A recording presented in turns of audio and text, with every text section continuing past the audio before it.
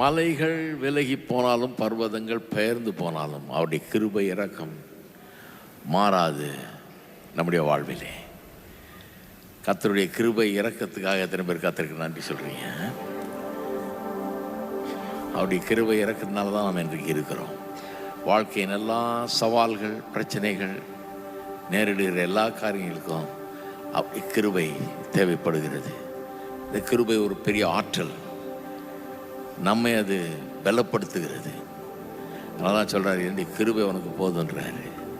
அந்த கிருபை கர்த்தர் நமக்கு தருகிறார்.